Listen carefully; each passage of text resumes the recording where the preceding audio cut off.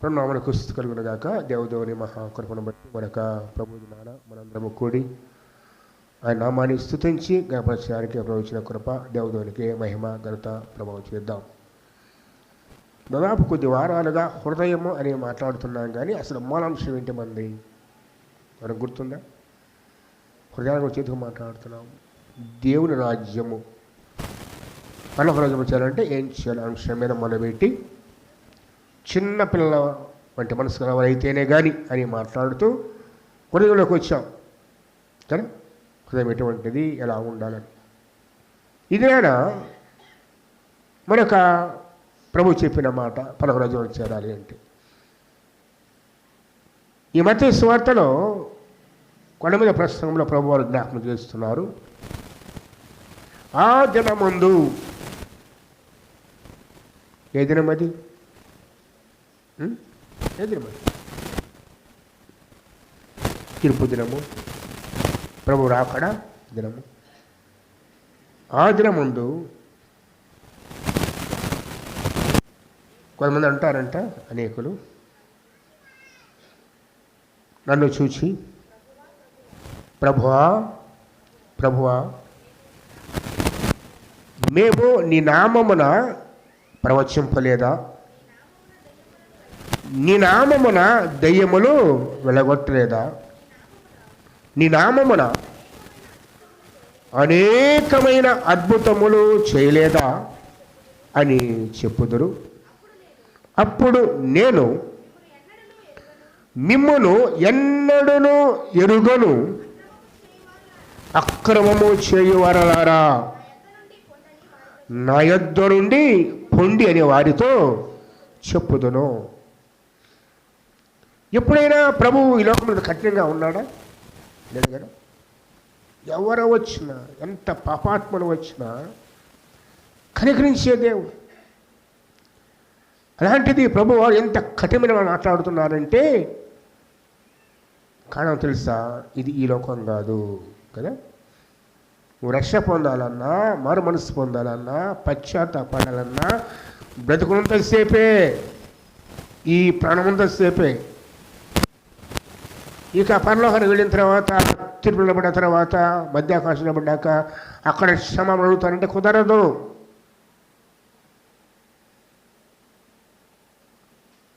మన గురించి వాళ్ళ దేవుడు లెక్క చెప్పాలి. ఆ దినాన అనేకులు, కొద్దిమంది కాదు, అనేకులు నీవు నేను ఉంటామో జాగ్రత్త పడాలి. ఎవరి అనేకులు అంటే పరిచర్య చేశారు, అద్భుతాలు చేశారు, స్వస్థ కార్యములు చేశారు, ప్రభువా ప్రభు అంటూ ఎల్లప్పుడూ స్తుతి వారి నోట ఉంది. కానీ వారి ప్రభు అంటున్నాడు అక్రమము చేయవారంటూ ఉన్నాడు. ఏంటి అక్రమము? క్రైస్తవ జీవితానికి ప్రభువారు చూపిన మాదిగమైన జీవితానికి ప్రాథమికమైన సత్యాన్ని విస్మరించారు. ఏంటి ఆ ప్రాథమిక సత్యం అంటే ముందు వచ్చిన ప్రభువా ప్రభువా అని పిలిచే ప్రతివాడు,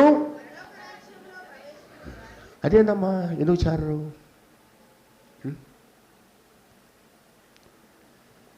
ప్రభువా ప్రభు అని పిలిచే ప్రతివాడు పరలోక రాజ్యంలో ప్రవేశింపడు కానీ అంటే జాబ్ ఇక్కడ ఇస్తున్నాడు. పరలోకముందున్న నా తండ్రి చిత్త ప్రకారము చేయువాడే. ఏం చేయాలంట?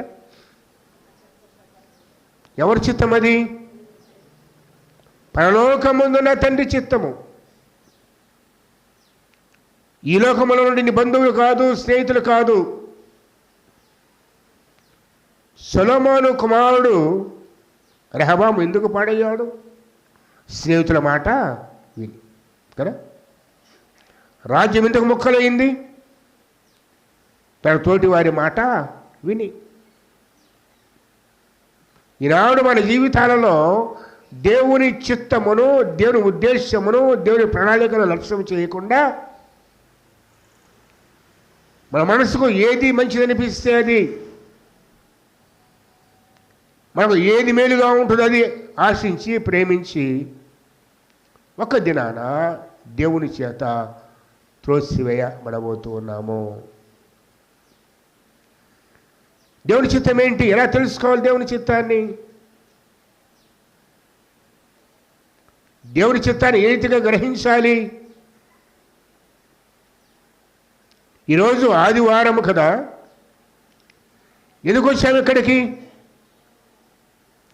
కోటాను కోట్ల మంది ప్రజలు ఈ ప్రభువు దినాన ప్రభువు సన్నిధిలో చేరి మళ్ళన్నీ మానుకొని మందిరాల్లో ఉన్నారు. కారణం తెలుసా? ఆయన వాక్కు వినటానికి. ఎంతమంది ఉన్నాం, పైకి సంతోషంగా కనబడుతున్నాం, కానీ హృదయాల్లో దుఃఖం ఉండవచ్చు, వేదన ఉండవచ్చు, కలతలు, బలహీనతలు, రోగాలు నీ ప్రక్క వారికి కూడా తెలియవు, కానీ నీ దేవునికి తెలుసు. ఈ దినాన ఆయన నీతో నాతో మాట్లాడతాడు. ఎంతమంది ఉన్నప్పుడు కూడా హృదయాలు చూచిన దేవుడు హృదయాలతో మాట్లాడేవాడుగా ఉన్నాడు.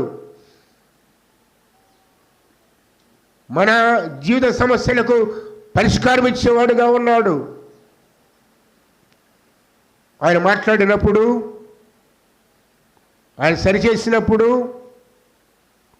ఆయన గద్దించినప్పుడు లోబడే జీవితమే తండ్రి చిత్తమును జరిగించుట. ఊరక ప్రభు ప్రభు అంటే సరిపోదు. ప్రభు నీతో మాట్లాడతాడు, నిన్ను సరిచేయాలని ఇష్టపడతాడు ఆయన. అలా మాట్లాడినప్పుడు చిత్తం తండ్రి ఏం చేయమంటావు? అది కాండం దేవుడి దగ్గరకు వస్తారు. అది కాండము దేవుడు వాక్యములో 3 జీవితాలు జ్ఞాపకం చేస్తాను. వారు ప్రభువా ఏం చేయమంటావు అనేవారు. ముందుగా ఆది కాండం 22 చూద్దాం. 22లో 22 అనగానే మనకు ఏం గుర్తు వస్తే చెప్పండి, బైబిల్ దిగుండి చెప్పాలి. అబ్రహాము కుమారుని దహనబలిగా ఇవ్వడానికి తీసుకున్న ప్రదేశం కదా 22లో ఇటువంటి స్థితిలో కూడా అబ్రహాము చిత్తము ప్రభువా అంటే నువ్వేం చెప్తావో చెప్పు. ఈ సంగతి జరిగిన తర్వాత దేవుడు అబ్రహామును పరిశోధించాడు. ఎట్లనగా ఆయన అబ్రహాము అని పిలువగా అతడు చిత్తము ప్రభువా ఏం పిలిచాడు? అబ్రహామా. చిత్తం అంటే నేనున్నానయ్యా, మీరు చెప్పండి, నేను చేస్తాను. నీ చిత్తమును నువ్వు చెప్పిన పని నేను చేస్తాను. మనం చేస్తామని చెప్పిన తర్వాత ఒకవేళ ఆ పని నీకు ఇష్టం లేకపోతే నీ మొహం ఎలా పెడతావు? మొహం చూసి చెప్పవచ్చు కదా పని ఇష్టమో కాదు. తల్లిదండ్రులు ఒక మాట చెప్పారు అనుకోండి, తల్లిదండ్రులు ఒక మాట చెప్పారు అనుకోండి, పిల్లల మొహాలు మారిపోతుంది. ఎందుకంటే వాళ్ళకి ఇష్టం ఉండదు. ఇక్కడ ప్రభు పిలిచాడు అబ్రహామును. వెంటనే అబ్రహాము అనగానే చెప్పండి ప్రభువా ఏం చేయమంటావు? చిత్తమంటే నువ్వు చెప్పింది చేస్తాను, నేను వింటున్నాను. అప్పుడు ఏం చెప్పాడు ప్రభువారు అక్కడ? అప్పుడు ఆయన నీకు ఒక్కడై ఉన్న నీ కుమారుడు అనగా నువ్వు ప్రేమించే ఇస్సాకును తీసుకొని మోరియా దేశమును పోయి అక్కడ నేను చూపించే పర్వతంలో ఒకదాని మీద దహన బలి, మామూలు బలి కాదండి, దహన బలి అంటే ఇక ఆ బలి అయిపోతే కనీసం సమాధి కూడా ఉండదు, బూడిదైపోతాడు. మమ్మల్ని గుర్తు చేసుకోవాలి, దేవుడు ఎప్పుడు మనుషుల బలి కోరుకునే నరబలి కోరుకునేవాడు కాదు. మొట్టమొదటి వచ్చిన రాయబడింది యెహోవా అబ్రహామును పరిశోధించను అంటే చేస్తాడా లేదా?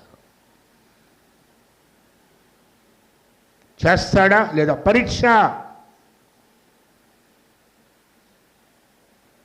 అబ్రహాము పిలవని ఏమన్నాడు? చిత్తమయ్యా చేస్తానడు కదా. ఈ మాట చెప్పిన తర్వాత ఏమన్నాడు? నువ్వైతే నేనైతే ప్రభువా ఇది తప్ప ఏదైనా చెప్పండి కదా. ఈ ఒక్కడు తప్ప ఇంక ఏదైనా అడగండి ప్రభువా నేను చేస్తాను. లేదు, మారు మాట్లాడలేదు. తెల్లవారుగానే లేచాడు, పరిమాణం తీసుకున్నాడు, గాడిద గంటలు గట్టి తీసుకున్నాడు, కత్తెర తీసుకున్నాడు, నిప్పు తీసుకున్నాడు, కత్తిని తీసుకున్నాడు, కుమారుడు వెంట పెట్టుకొని 3 దినముల ప్రయాణము. ఎక్కడికి వెళ్ళాలి? ఆయన చూపించే పర్వతములో ఒకదాని మీదకి వెళ్ళాలి. తన ఇష్టమైనది కూడా కాదు ఇక్కడ కూడాను, అది కూడా దేవుని చిత్తమే. 3 దినముల ప్రయాణములో అబ్రహాము మనస్సు ఎంత మాత్రము మారలేదు. కానీ దేవుని చిత్తమును చేయటకై దృఢమైన నిశ్చయం చేసుకుంటూనే ఉన్నాడు. 3 రోజులు టైం ఇచ్చాడు దేవుడు. ఎందుకు 3 రోజులు తెలుసు? ప్రక్కన తీసుకుని 1 రోజు ప్రయాణం చాలుగా. 3 దినాలు ప్రతి క్షణము అబ్రహాము మనస్సును దేవుడు చూస్తూనే ఉన్నాడు. ఎక్కడైనా వెనక్కి తిరుగుతాడేమోనని.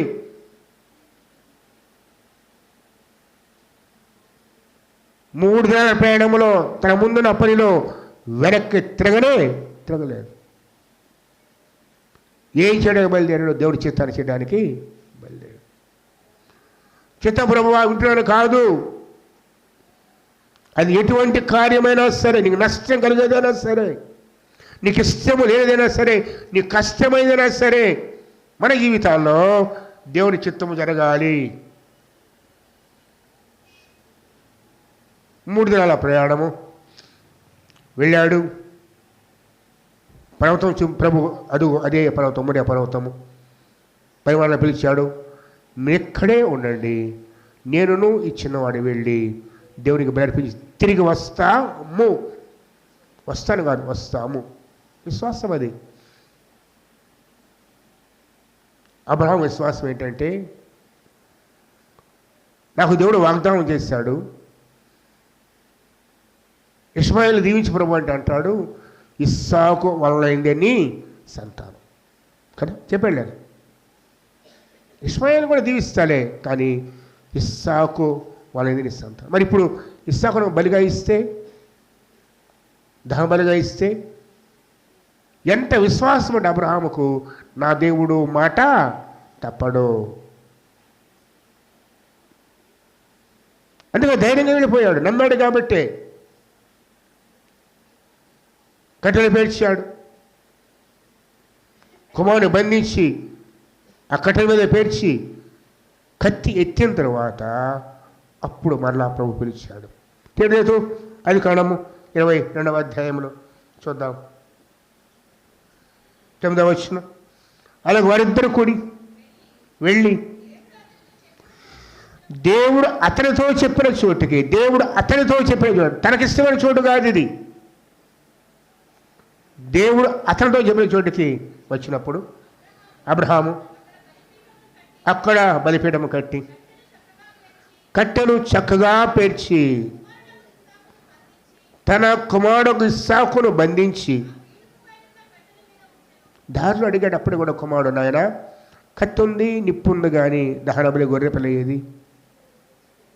యెహోవా ఇరే, యెహోవా చూచుకొనును.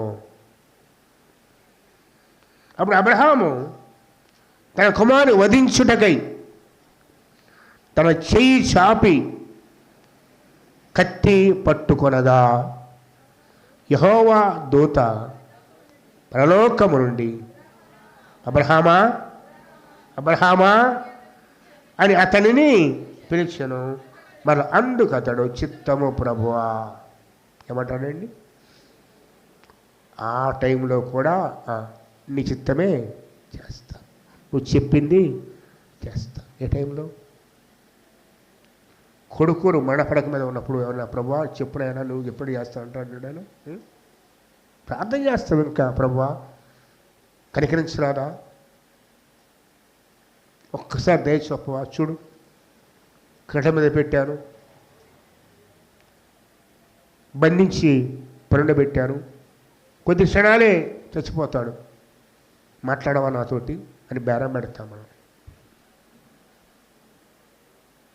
అబ్రహాం ఏం మాట్లాడలేదు, తన పని చేసుకుంటూ పోతాడు. దేవుడి చివరి పని చేస్తూ ఉన్నాడు.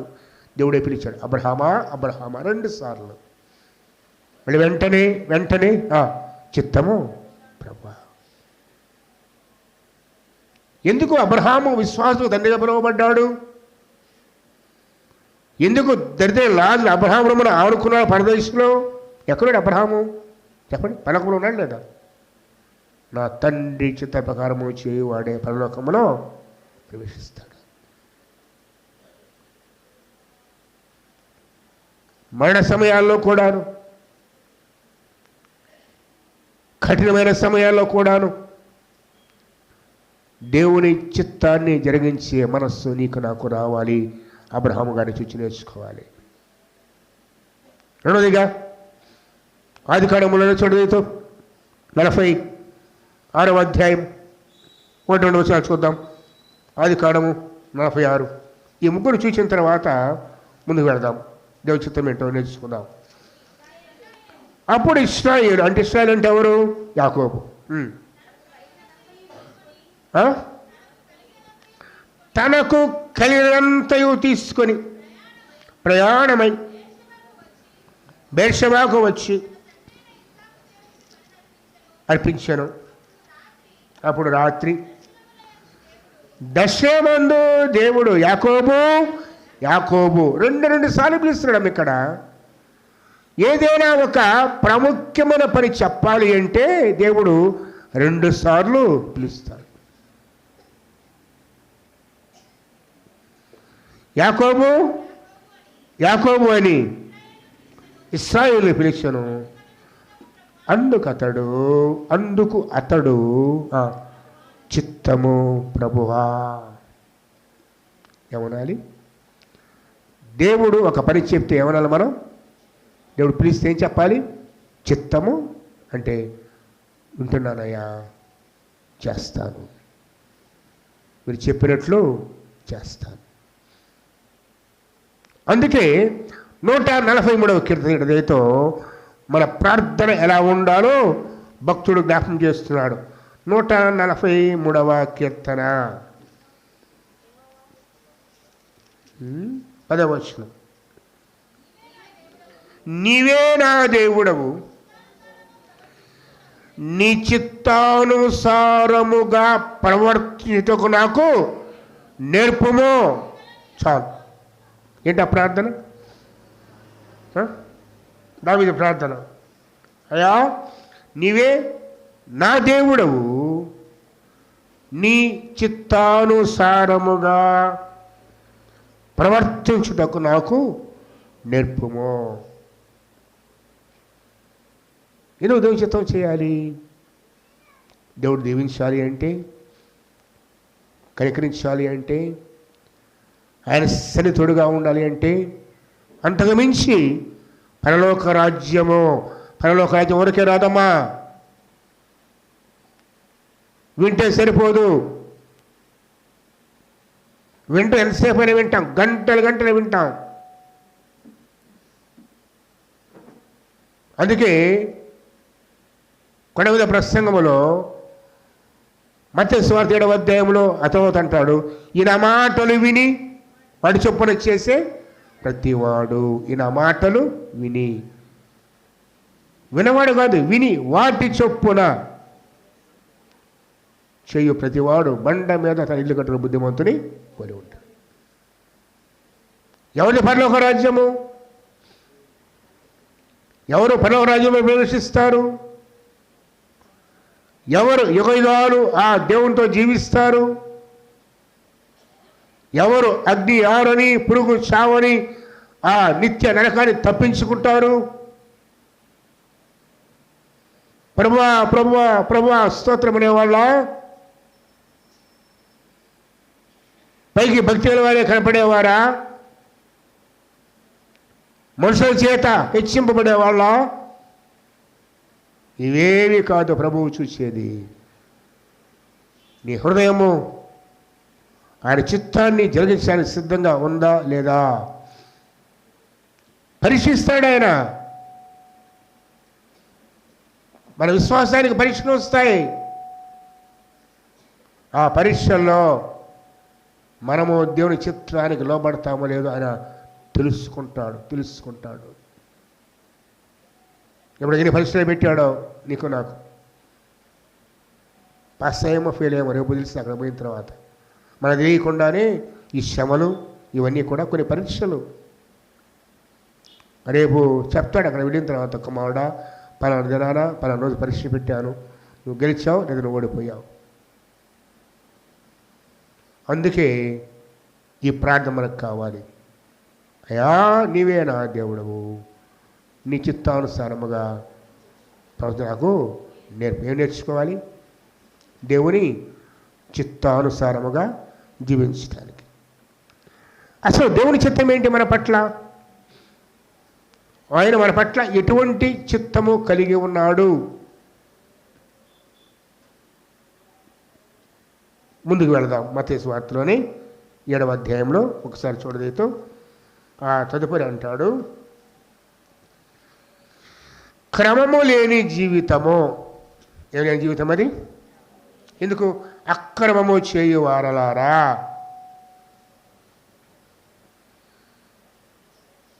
ఈ మాట చెప్పిన తర్వాత ప్రభు మాట చెప్పారు, ఆ దినమున అనేకులు నన్ను చూచి, ప్రభువా ప్రభువా మేము నీ నామమున. ఎవరి నామం ఇది? వీరు ప్రభుని ఎరిగిన వారే, సంఘములో ఉన్నవారే, సంఘములో గొప్ప పరిచయం కలిగిన వారే. నీ నామమున ప్రవచింపలేదా? నీ నామమున దయ్యములు వెళ్ళగొట్టలేదా? నీ నామమున అనేకమైన అద్భుతములు చేయలేదా అని చెప్పుదురు. మనం కూడా అంతే కదా. ఒకవేళ మనం కూడా ఆ దినాలు నిలవబడి, ప్రభా నేనయ్యా ఎన్ని పాటలు పాడాను నీ సన్నిధిలో తండ్రి, ఎంత పరిచయం చేశాను ప్రభా నీ కోసం, ఎన్ని అద్భుతాలు ప్రభా నేను ప్రార్థన చేస్తే దెయ్యాలు పోయాయి, నేను ప్రార్థన చేస్తే అద్భుతాలు జరిగాయి ప్రభా, స్వస్థలు జరిగాయి అని అంటాం. కానీ కొందరితో ప్రభు అంటాడు నేను మిమ్మల్ని ఎన్నడూను ఎరుగను, మీరెవరో నాకు తెలియదు. ఎంత కఠినమైన మాట అది. ఈ లోకములో ప్రభు వారిగా జీవిస్తున్నాము, ప్రభుని పిలుస్తూ ఉన్నాం, కానీ దేవుడు ఎవరో తెలుసుకోకుండానే, ఆయన మనసు ఎరుక్కుండానే ప్రభు అంటున్నాం అంతే. మెకానికల్ హృదయంలో వచ్చే ప్రార్థన కాదది.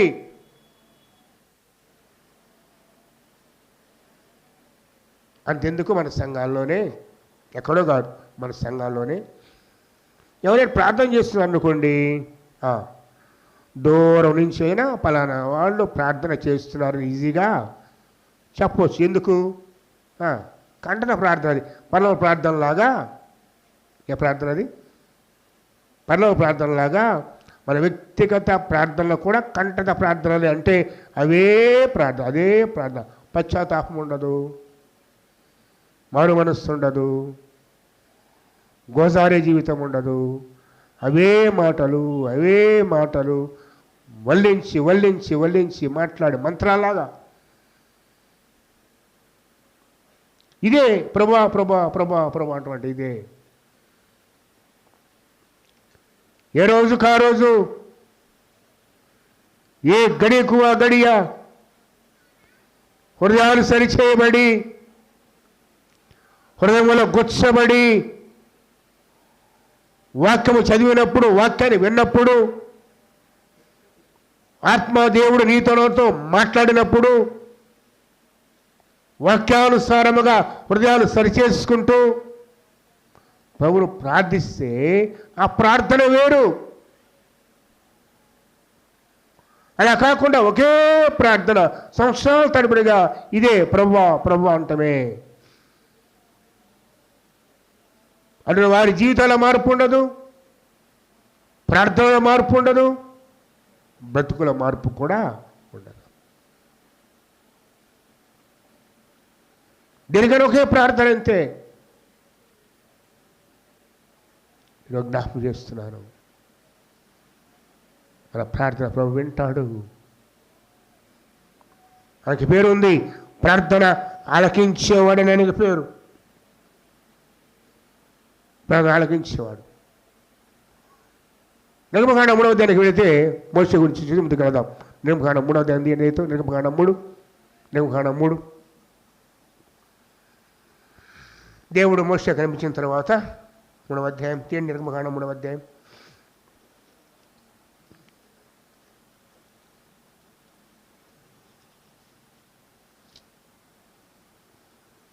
మొదటి 4 వచనాలు. మోషే మిద్యాను యాజకుడైన ఇత్రో అను తన మామ మందను మేపుచు ఆ మందను అరణ్యము అవతలకు తోలుకొని దేవుని పర్వతమైన హోరేబుకు వచ్చి. ఎక్కడికి వచ్చాడు చెప్పండి? 40 ఏళ్ళు దాదాపుగా తన మామగారింటి చేరి 40 ఏళ్ళు ఐగుప్తు నుంచి పారిపోయాడు, సిప్ప వివాహం చేసుకున్నాడు, తన మామ మందను మేపుతూ 40 ఏళ్ళు గడిపాడు. ప్రత్యేకంగా ఈ దినాన బైబిల్లో ప్రత్యేకమైన మాట ఏంటంటే, తన మామ మందను మేపుతూ దేవుని పర్వతమైన హోరేబుకు వచ్చాను. ఆ రోజు తనతో మాట్లాడటానికి దేవుడు మోషేని పిలిపించుకున్నాడు అక్కడికి, తన పర్వతానికి. ఈ 40 ఏళ్ళు దేవుడు మోషేని చూస్తూనే ఉన్నాడు. మరొక మాట, మోషే బ్రతకడం దేవుని చిత్తం కదా. మోషే బ్రతకడం దేవుని చిత్తం. నీటిలో చనిపోవాల్సిన వాడు, కత్తి చనిపోవాల్సిన వాడు, కాపాడుకున్నాడు బిడ్డగా దేవుడు. చిన్న బిడ్డగా ఉన్నప్పటి నుంచే, తల్లి గర్భంలో ఉన్నప్పటి నుంచే మోషే పుట్టుకే దేవుని ఒక ప్రత్యేక ఉద్దేశం తన పిల్లలు నడిపించడానికి. దేవుని చిత్తంలో ఉంటే మనల్నేమి చేయగలదా? చేయలేదు. ఎందరో చనిపోయారు, మోషే కాపాడబడ్డాడు. దేంట్లో నుంచి? నీటిలోంచి తీయబడ్డాడు, నీటిలో భద్రపరచబడ్డాడు, మునిగిపోకుండా నీటిలోంచి తీయబడ్డాడు. మోషే అంటేనే నీటిలోంచి తీయబడ్డాడు అని పేరు అర్థం. మోషే అని ఎవరైనా పిలవగానే ఏం గుర్తొస్తే? నేను నీటిలోంచి తీయబడ్డాను, చనిపోవాల్సిన వాడిని. మీకు మీ పేరు అర్థాలు తెలుస్తా? అసలు మీ పేరు అర్థాలు తెలుస్తా? ఆ పేరుతో పిలిచినప్పుడల్లా మన జీవితాలు గుర్తుకు రావాలి. అందుకే దేవుడు పేర్లు మారుస్తాడు. ఎందుకు దేవుడు పేర్లు మారుస్తాడు అంటే, మన జీవితాన్ని బట్టి, తన కృపలను బట్టి, మన పట్ల ఆయనకున్న ఉద్దేశాలను బట్టి పేర్లు పెడతాడు దేవుడు. మోషేని పిలవగానే ఏం గుర్తుకు రావాలి? నేను సమాధి కావాల్సిన వాడిని, బాల్యంలోనే చనిపోవాల్సిన వాడిని, నీటిలో కూడా నా దేవుడు నన్ను రక్షించాడు.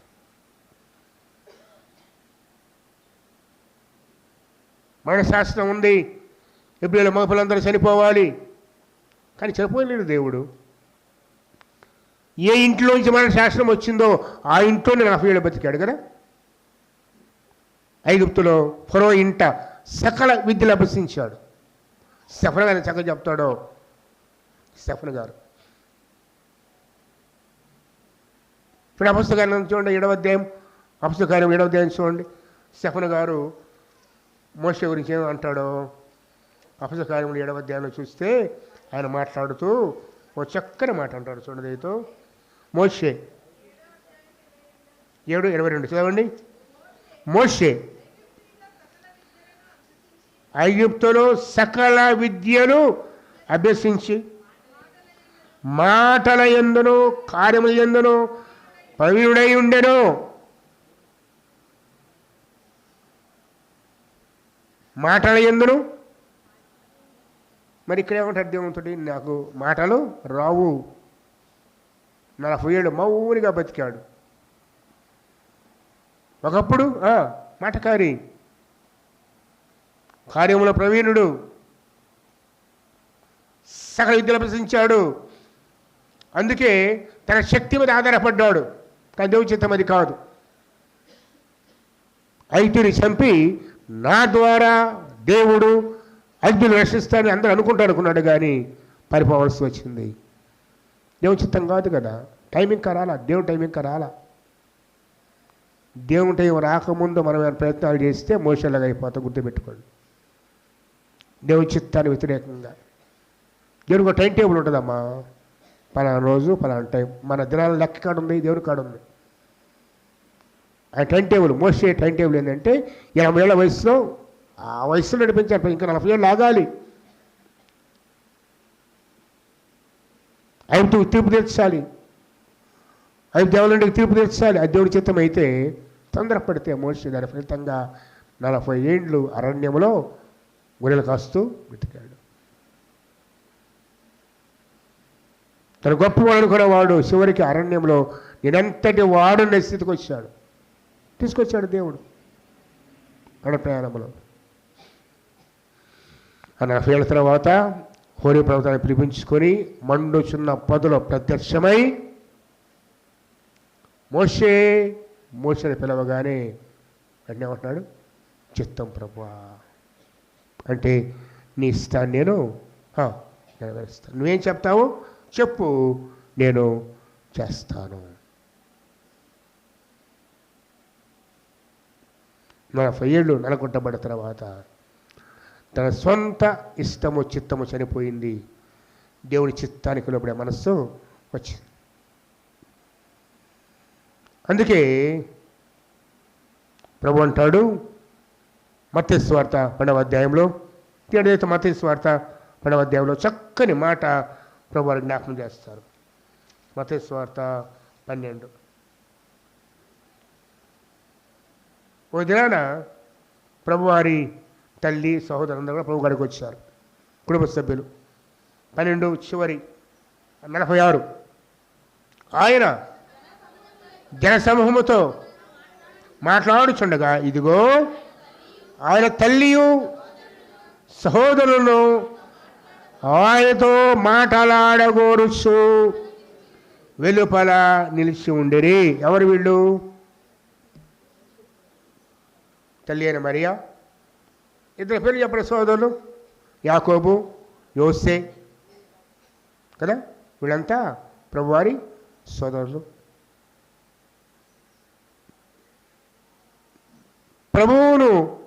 ప్రభువుతో మాట్లాడటానికి వచ్చారు. అప్పుడు ఒకడు ఇదిగో నీ తల్లియు నీ సహోదరులను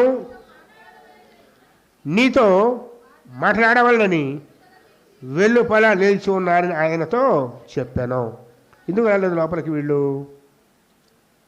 ప్రభు ఎక్కడుంటే అక్కడ చుట్టూ గుంపులే కదా. ఆఖరికి ఆ పక్షగల వాడిని స్వస్థపరచడానికి తీసుకురావడం స్థలం లేకపోతే పై కప్పు విప్పి దింపారు. ఇంట్లో కూర్చొని మాట్లాడుతున్నారు. ప్రభు వారు బోధిస్తూ ఉన్నారు.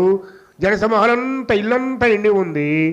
బయట నిలబడి చూస్తూ ప్రభుతో మాట్లాడి ఎదురు చూస్తూ ఉన్నారు. ఒకటి చెప్తా, అయ్యా నీ తల్లి నీ సోదరుని కోసం చూసి బయట నిలబడ్డారంటే ప్రభు అంటాడు చూడండి. అందుకైన తనతో ఈ సంగతి చెప్పిన వానితో చూచి నా తల్లి ఎవరు, నా సహోదరులు ఎవరు అని చెప్పి తన శిష్యుల వైపు చేయి చాపి ఇదిగో నా తల్లియు నా సహోదరులు. ఎందుకు ఏం చేస్తారు వీళ్ళు? వీరు పరలోకం ముందున్న నా తండ్రి చిత్తము చొప్పున చేయువాడే. పరలోకం ముందున్న నా తండ్రి చిత్త ప్రకారము చేయువాడే నా తల్లియు నా సహోదరులను నా సహోదరియు నా తల్లియు అనేను.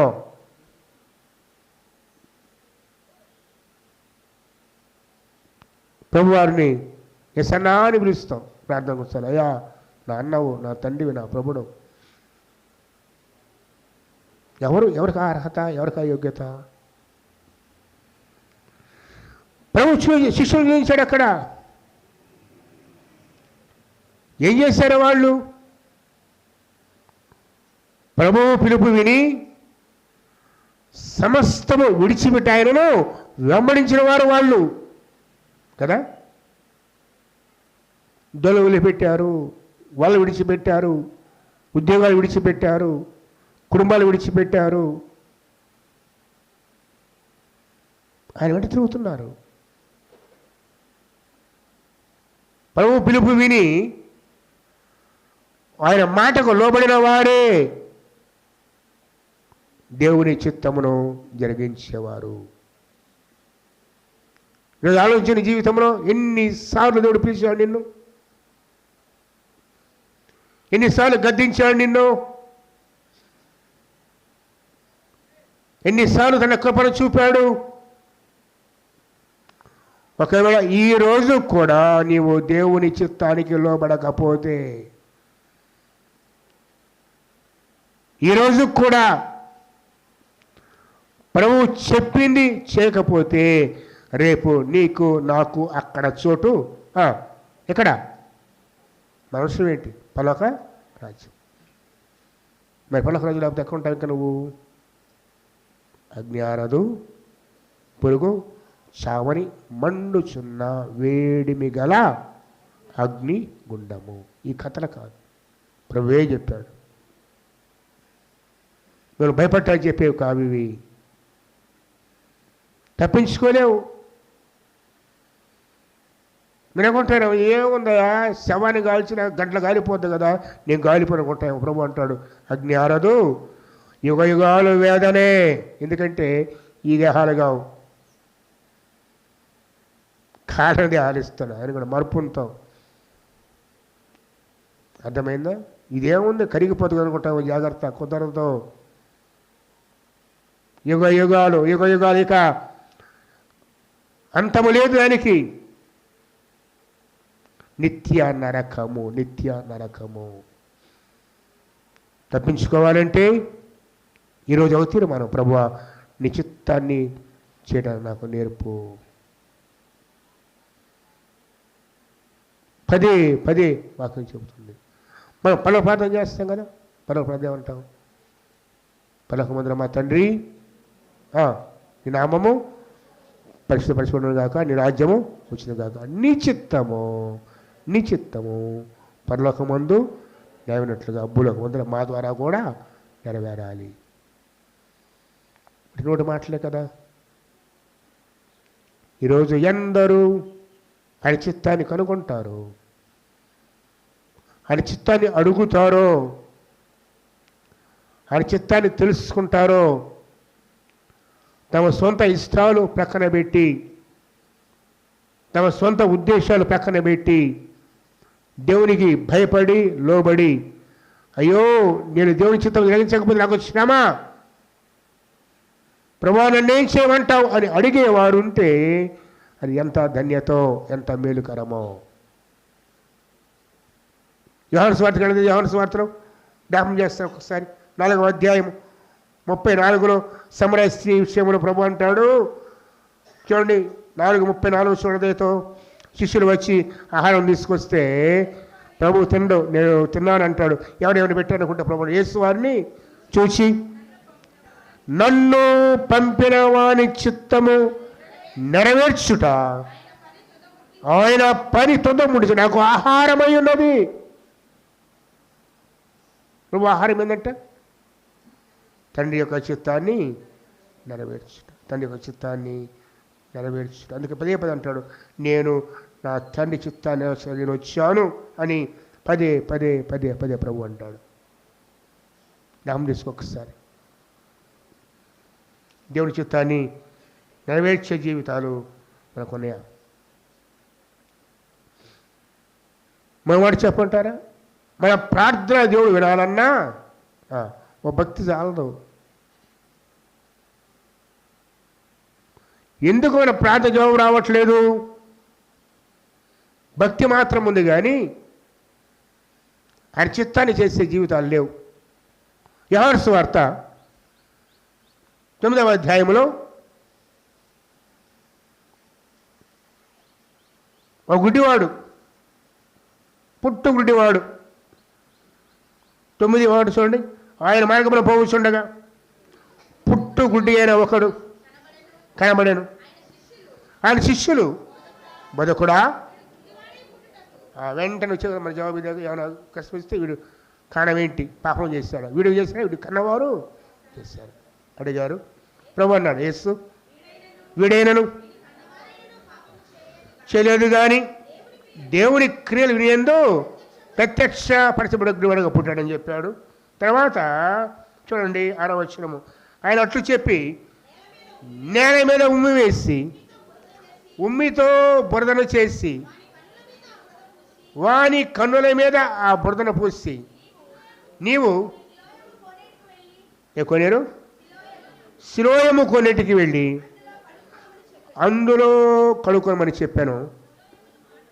శిలోయము మాటకు పంపబడిన వాడని అర్థము. వాడు వెళ్ళి కడుక్కొని చూపు గలవాడై వచ్చి. ఇది మనకు బాగా తెలిసి చరిత్ర, ఈ సంఘటన. ఇది అయిపోయాడు. ఆ తర్వాత అసలు కథ ఉంది. శాస్త్రులు పరిశోధకులకు కోపం వచ్చేసింది ప్రభు మీద. విశ్రాంతి నాన్న చేస్తాడు. ఈయన ఎలా వచ్చింది చూపు?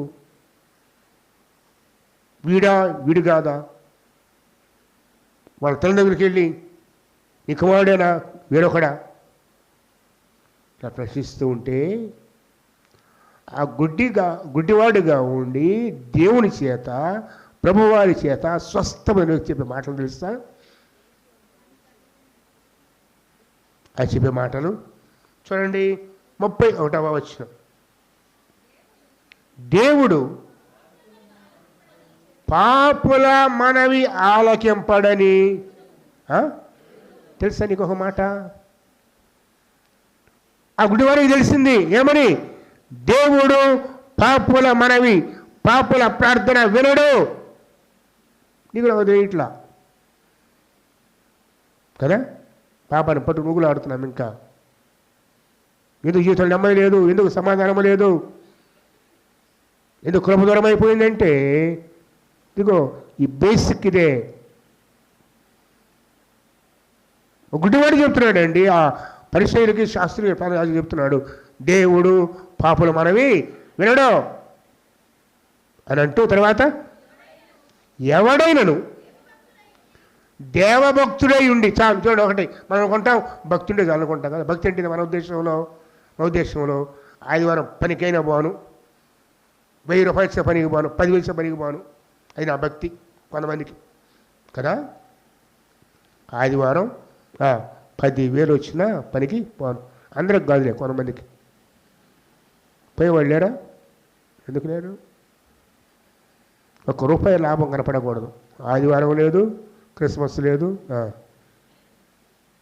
ఉపవాస ప్రార్థన లేదు. వారి కడుపే వారి దేవుడు. బైబిల్ ఏమంటే తెలుసు వారి గురించి? వారి కడుపే వారి అది ముఖ్యమైన పని అనుకోండి. అన్ని ప్రకటన తిరుగుతావు ఊరంతా, సంధికి మాత్రం రావు, ప్రార్థన చేసుకోవు, సహవాసం ఉండదు, ఆరాధన ఉండదు, పొగొట్టుకుంటున్నావు. అది భక్తి. మరికొందరికి పాటల పాడటం భక్తి, ప్రార్థన చేయటం భక్తి, బైబిల్ చదవటం భక్తి, క్రమంగా ఉపవాసం ఉండటం భక్తి. ఇది సరిపోదు. ఈ గుడివాడు చెప్తున్నాడు, దేవుడు పాపలు మనం వినకపోవడం మనకంతా తెలుసు. ఎవడైనాను దైవభక్తి ఉండి ఆయన చిత్తము చొప్పున జరిగించిన ఎడల ఆయన వాని మనవి ఆలకించును. ఎవరు చెప్తారు ఈ పాఠం? ఓ సామాన్యమైన వ్యక్తి కదా. ఏం మాట్లాడతారు చూడండి ఇక్కడ ఆ వ్యక్తి. ప్రభువుని స్వస్థపరిచిన తర్వాత తన విశ్వాసాన్ని, తన భక్తి బయటపెడుతున్నాడు ఆయన. అందుకేనేమో నాకు అనిపిస్తుంది, అంతమంది ఉన్నా కూడా ఈ వ్యక్తి ప్రభు స్వస్థపరిచాడు కదా. ఈ వ్యక్తి ప్రభు స్వస్థపరిచాడు. దైవభక్తి సరిపోదు, దాంతోపాటుగా ఆయన చిత్తాన్ని జరిగిస్తే దేవుడు వారి మనవి ఆలకిస్తాడు. ఆయన చిత్తము చొప్పున జరిగించిన ఎడల ఆయన వారి మనవి, వారి ప్రార్థన వినును. ప్రార్థన మాట్లాడితే ఏం కావాలి చెప్పండి? భక్తితో పాటుగా ఆయన చిత్తాన్ని జరిగించాలి. జ్ఞాపకం చేసుకో, పరీక్షించుకో హృదయాన్ని. దేవుని చిత్తము జరిగించే జీవితం వల్ల ఉన్నాయా? అబ్రహాం గారిని చూస్తాం, యాకోబుని చూస్తాం, మోషేని చూస్తాం, ప్రభు చెప్పిన మాట విన్నాం. చివరికి ఈ స్వస్థ పొందిన పుట్టు గుడ్డివాడైన ఈ వ్యక్తి తన మాటలు వింటున్నారు. ఈరోజు జ్ఞాపకం చేసుకో, దేవుని మాట అబ్రహాం వలె లోబడి జీవితం. చిత్తం ప్రభా, చిత్తం ప్రభా, నీ ఇష్టం తండ్రి, నీ ఇష్టం తండ్రి. చెప్పండి, దాసు ఆలకిస్తున్నాడు. చెప్పు ప్రభా, నేను వింటాను.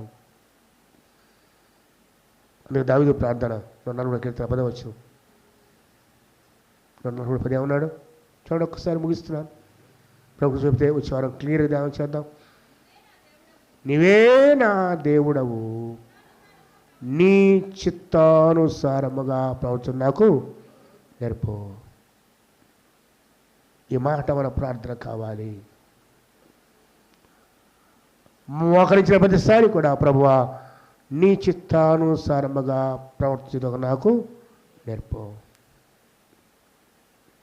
చేయగలమా ప్రార్థన? దౌర్జన్యం నిరంతరం వదులుతాడు. దౌర్జన్యం చేసేవాడే ఫల రాజ్యంలో అడుగు పెడతాడు. దౌర్జన్యం జరిగించేవాడే ఆయనకిష్టుడు. ఆ చిన్న జరిగించుంటే ప్రభుకు ఆహారము. ఈరోజు మనం ఎలా ఉన్నాం, మన భక్తి ఎలా ఉందో చూసుకొని.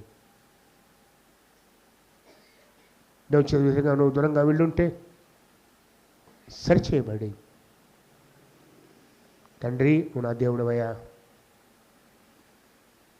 నన్ను చేశావు, నన్ను సృష్టించావు, నన్ను పుట్టించావు, నన్ను రూపించావు తండ్రి. ఈ రూపం మీరిచ్చింది, అవయవాలు మీరిచ్చినవు ప్రభువా, ఈ తలాంతులు, ఈ జ్ఞానం మీరిచ్చింది, ఈ స్థితి మీరిచ్చింది. నేను మిమ్మల్ని స్తుతించాలి, మీ చిత్తాన్ని జరిగించాలి. సమర్పణతో ప్రభువుని అంగీకరించి, ప్రభువుని తెలుసుకొని, క్రీస్తు వారి యొక్క ప్రేమను గుర్తెరిగి,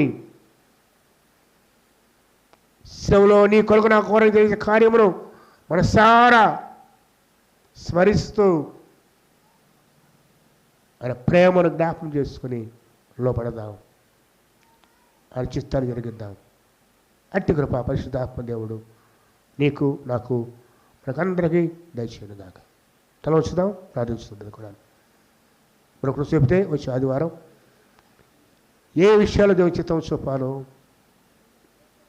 వాక్యములు ఎక్కడెక్కడ ఇదిగో ఇది నా చిత్తము, ఇది నా చిత్తము ప్రభు చెప్పాడు. వచ్చి వాళ్ళు దానం చేసుకున్నాం దయతో కూడాను. ఒకరు ప్రార్థించుకున్నాం, ఒకరు ప్రార్థించాడు దయతో.